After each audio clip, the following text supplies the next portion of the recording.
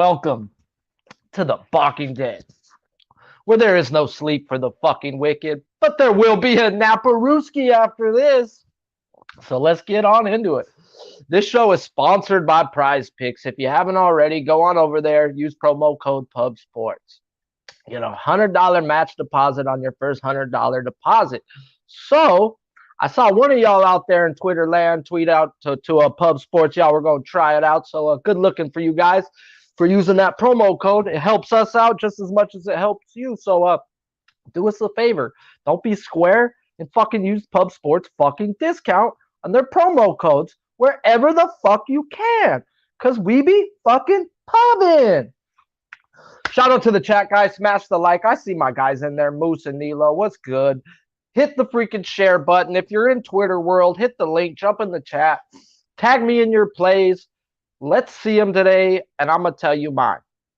We're going to get into these 4 games. And I know you guys did vote for the Yankees game, but at the time of me getting to break them down, they didn't have a pitchers listed, so I couldn't get to that, so I threw in another game. So we're going to get to these 4 games. 4 good games at that. We got Brewers at Phillies, first game out. Freddie Peralta versus Ranger Suarez. Mighty Morphin fucking Power Rangers, baby. Freddie Peralta, he hasn't been good to say the least. He hasn't made it past 4 innings, and he played the Phillies 2 times last year with a 7+ ERA, not making it past the 4th inning in either start. That number 4 seems to be popping up with them right now, Big Show, and it's not a good 4. So Freddie Peralta right now is not bet on, and versus this team last year, he didn't go over 4th inning. So seems to be a trend, and I don't want to be on the Freddie Peralta wrong side again. Phillies versus right-handed pitchers this year. They're 21st in walk percentage at 8%, but 21st in strikeout percentage at only 21%. Their 9th average, 12th OPS. Last year's Peralta splits, they were the same home road, but a half run better at night. He is at night, guys, so this may help him a little bit. May. But like I said, he has not been good lately. His K prop is at 7+ 102 on my bookie, and on Prize Picks it's at 6 even. I've got to look at looking at fading Peralta, guys, today. If anything, I would not be looking at playing his strikeout props. I would not be looking at playing his fantasy score. If anything, I'd look at his under. They have good numbers versus him, and he is not showing the type of quality of pitcher he was last year. Do I expect him to turn it around? Yes, I do, but this doesn't look like it may be the game for him.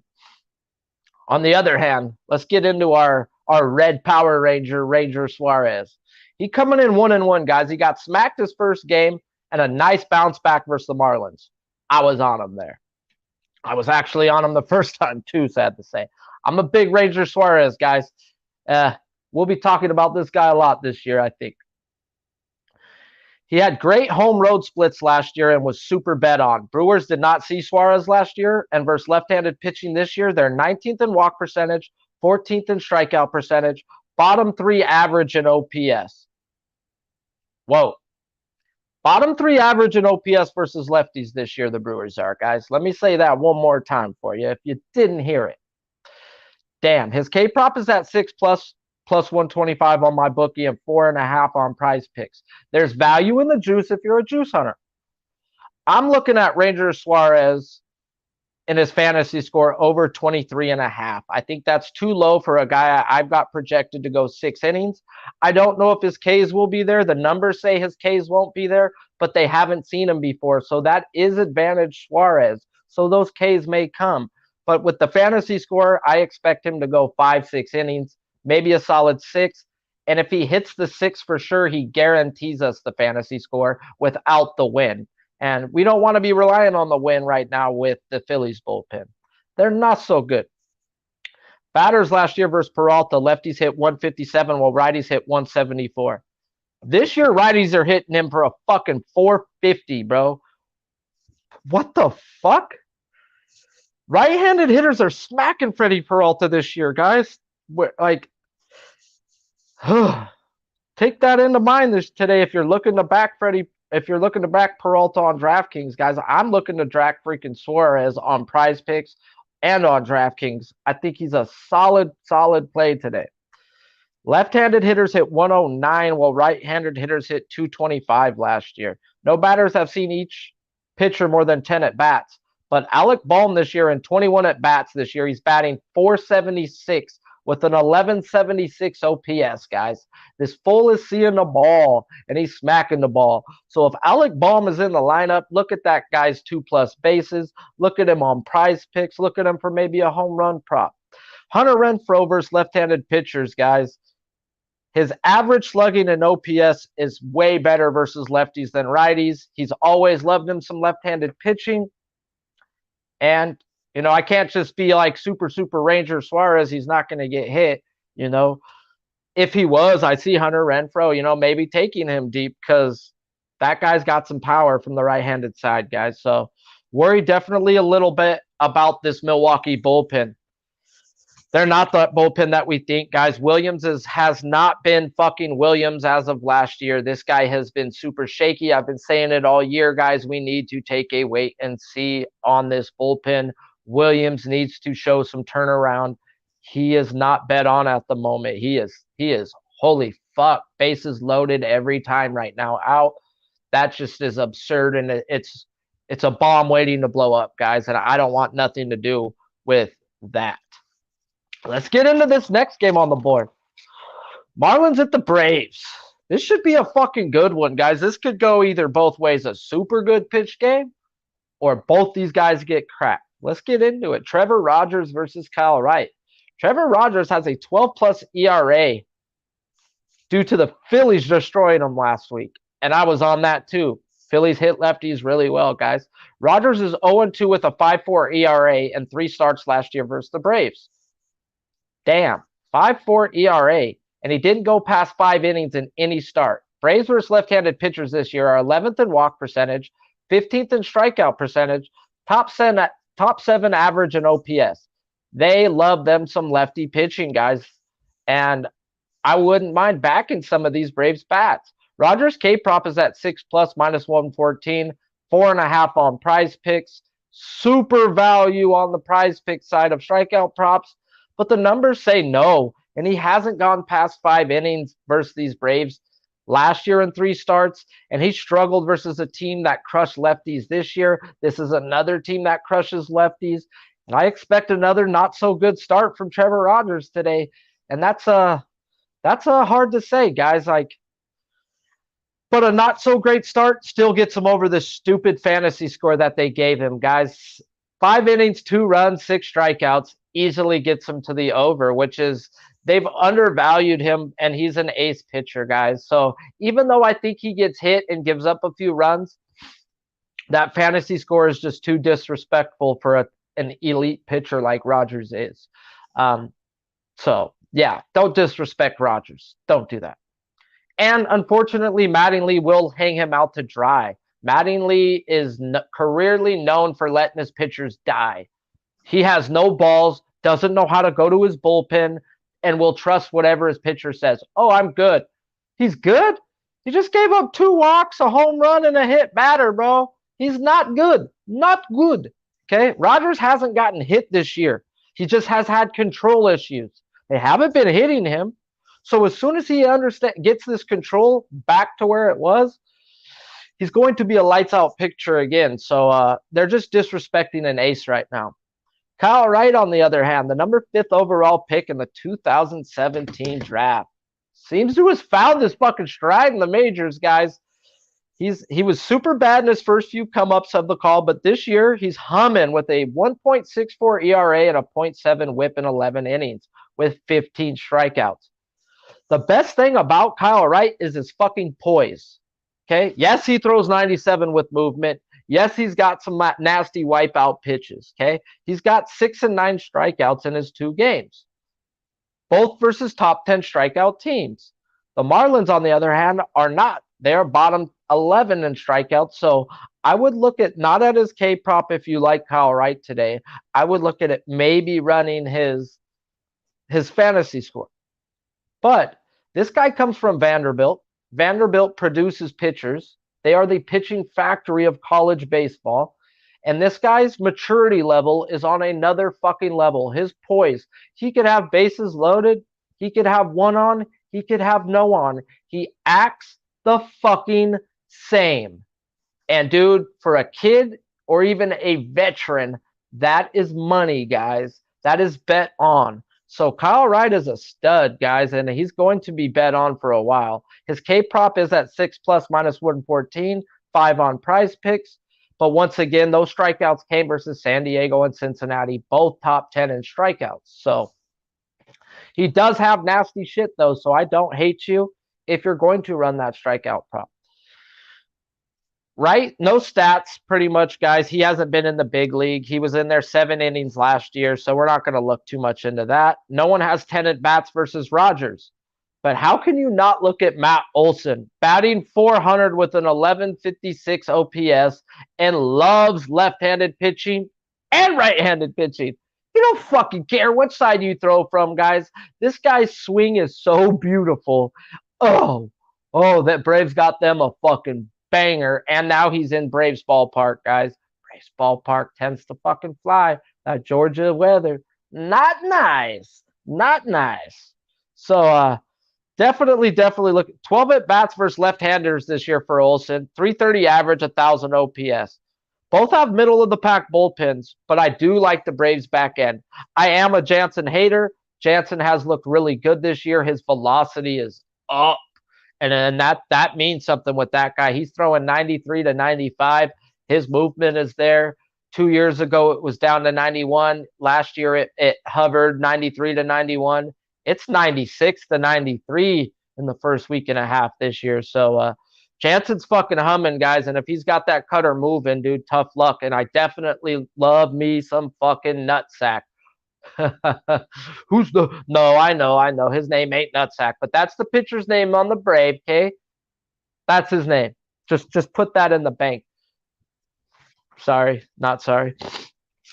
Shout out to the chat, guys. Smash the damn like if you haven't. We got the crew in there. My boy Trey. Shout out to Trey with the smoke shirt. Sent me a couple of these things. So yeah, we smoking this card up. So my guys are all in there. Smash the damn like if you haven't.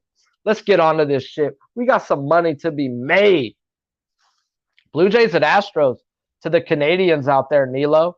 Ha! And Maxwell Smart, wherever you're at. Oh, Amsterdam. I see you, my guy.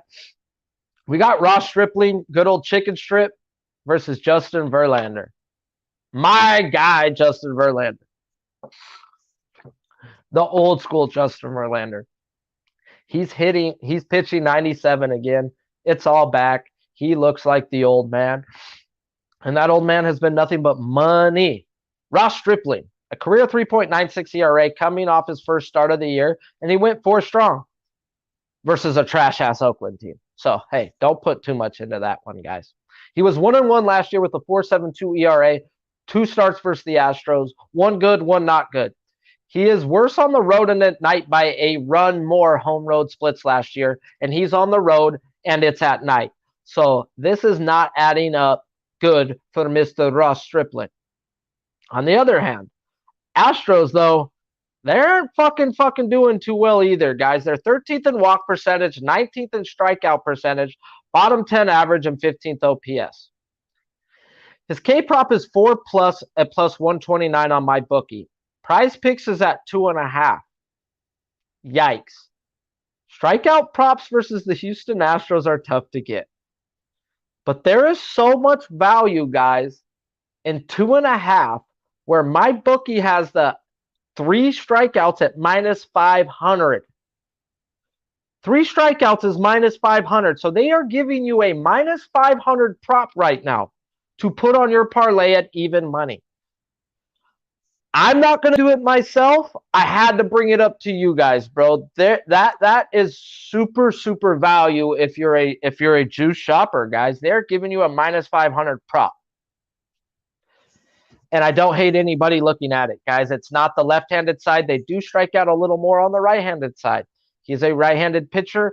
I don't expect him, though, to go more than 4 or 5 innings. He is being opened up. He was in the bullpen the first 2 games, and now they're using him as a 6th starter. So, definitely value, guys, in that 2.5 strikeout prop. Justin Verlander, he's been humming, humming. Humming. Humming. 0.69 ERA in 2 games. Now gets a Blue Jays team 12th in walk percentage at 9.8%. That's good, guys. 16th in strikeout percentage, top 5 average, top 5 OPS. Humming. Humming. Like, Damn. What's going to hit out here, guys? His K prop's at 8 plus at minus 112, and on Prize Picks, it's at 6.5. Definitely don't hate anybody looking for the value on the strikeouts right there, guys. But I'm not looking at these strikeouts, even though I could see the strikeouts being there because none of these batters have seen Mr. Verlander more than 10 at bats, and he hasn't pitched in more than in the last 2 years due to Tommy John. So definitely advantage Verlander first time through the lineup, if not second time through the lineup. And don't hate anybody looking at that.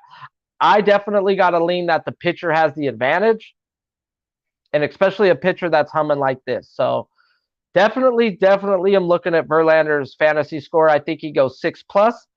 Houston Astros have a top 5 bullpen right now, even though they are missing their closer. They do got some studs in there right now. Abreu's looking really good, and there's some other pieces in that back end that definitely 6 plus gives us that quality start, which is 6 points on Prize Picks. I could see 2 runs given up. Somebody might get him for a jack today, guys, but I could see 7 strikeouts. I could see 6 innings. I could see but is 18 out. So I definitely looking at Verlander to the over in many different ways today, and I can't hate you on any which way you want to look at it. Let's get into these batting stats, though. Stripling last year, lefties hit 228, while righties hit 270. There was no stats the last few years going off Verlander. Once again, Tommy John. Chas McCormick, guys. Astros ain't fucking hitting right now. Chas McCormick fucking is hitting. He's the hottest Astro. He's a switch hitter batting 345, and he's only had 3 games without a hit. There is no props out on him right now, and I don't think Prize Picks had anything out on him either. But he's one of those guys that's not in the lineup every day, so once he gets put in the lineup, some props will come out, and Chas McCormick is definitely bet on right now. On the other side, guys, I got to look at George Springer. He's going to lead off at the top of the lineup, so there's 5 at-bats right there. He's the away team, so he's going to get all 9 at-bats, and he's back at Houston Astros, and he loves some fucking high-velocity fastballs. Verlander is going to challenge him numerous of times today. Will he strike out? Yeah, probably. Will he strike out twice? There's probably a good chance. But there's definitely 1 out of 3 times, bro, where he takes this guy and he takes him off the wall or out the building. So I definitely won't look at his home run prop, but it's only at plus 350 on my bookie. And once again, we want plus 400 or better. Shout out to our man C-Mac. If you're betting fucking home run props, you got to hit 1 out of 4. And at plus 400 value or less, you're fucking playing with fucking fire, guys. And you know what? I like to smoke fire, not play with fire. So that ain't for me. So his 2 plus bases is at plus 120. Definitely will be putting a little bit of fucking beer money on that today. Chapman, on the other hand, will get a little home run prop action from me, guys. This guy also loves himself some good fastballs. His home run is at plus 450. That there is value, especially in this Houston Astros ballpark. Hopefully they have the roof open so the ball flies a little bit more. Shout out to fucking North Ender. Shout out to the crew. I see you all. Mr. Ceron. All right, guys. Put your plays, put your best chats in, put your best fucking shit out today. Whether it's props, whether it's sides, whether it's totals. Fill it up with some motherfucking plays. We want to see best bets only, not your whole card. Best bets only. And since you guys have hung in here, and dudes will probably tune in at the end to hear this shit, I told y'all, if you tuned in, I'm going to give you my ladder play today, guys. It has nothing to do with these games. Before we get into the last game, Reed Detmers from the Angels, guys. I'm taking him at 6 plus at plus 120 and 7 plus 475. Herein why. He has a 15 strikeout per 9 in the minors, and he carried that in to the spring training this year. Hasn't hit his K-props the first 2 weeks. Yes. Let's dig a little deeper into those K-props. He went up versus the Texas Rangers and the Houston Astros, both top 4 and not striking out to left-handed pitching. They don't strike out, guys. Oh well, he didn't hit him. Whip-de-damn-do. We weren't putting our damn good money on him. Today, he gets the number one team in strikeouts to lefties at a 30%.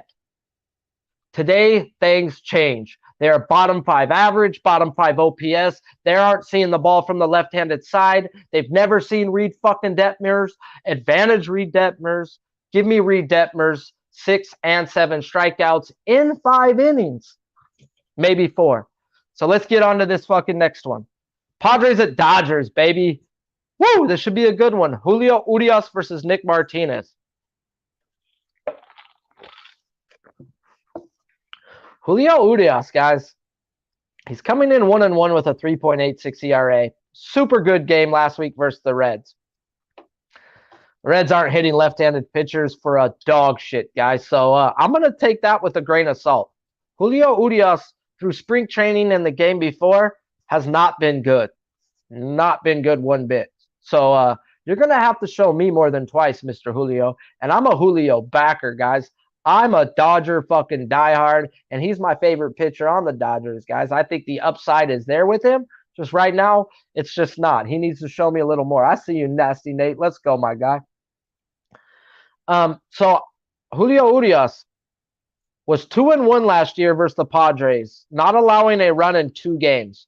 Padres versus left-handed pitching this year are number 5 in walk percentage, 13th in strikeout percentage, 11th average, and 5th OPS. They're seeing the ball from this side, guys. And we're going to get into Mr. Manny Machado later on. This fool's been fucking humming. He's been carrying the Padres right now, guys. Most of their wins are coming on the back of Mr. Machado. And a lot of them are versus left-handed pitchers, guys. Ooh, you hang a curveball to this guy, he's taking you fucking deep. His K-prop is at 5+ minus 120 and 4.5. The numbers say no. And I've been looking to take his under on his fantasy score, guys, at 25.5. I can see them getting to him today. He has not been good, and I can't hate anybody who's going to back him and thinks Julio's going to be dominant like he was last week. I hope so with my heart. Numbers say otherwise, bro. The numbers say Dodgers get him for 2 or 3 runs, and if they get him early, Dave Roberts is yanking him, guys. So I don't see him going past the 5th inning today. And I see him getting tagged for 2-3 runs. So I think they have his fantasy score a little bit too high. Nick Martinez, on the other hand, drafted back in 2011. Damn. I was released in 2011. Damn. That's so long ago, guys. 2011. He didn't fucking make it in the big leagues. Went to Japan, figured some shit out, came back, and the Padres gave him a 4-year, $25 million deal. So they seen something. I was betting on him at the beginning of the year just by reading up on him. He was cashing tickets. I bet on him the first game of the year versus the Giants. And that was the last bet I did because I watched that fucking game. And this motherfucker is not overpowering.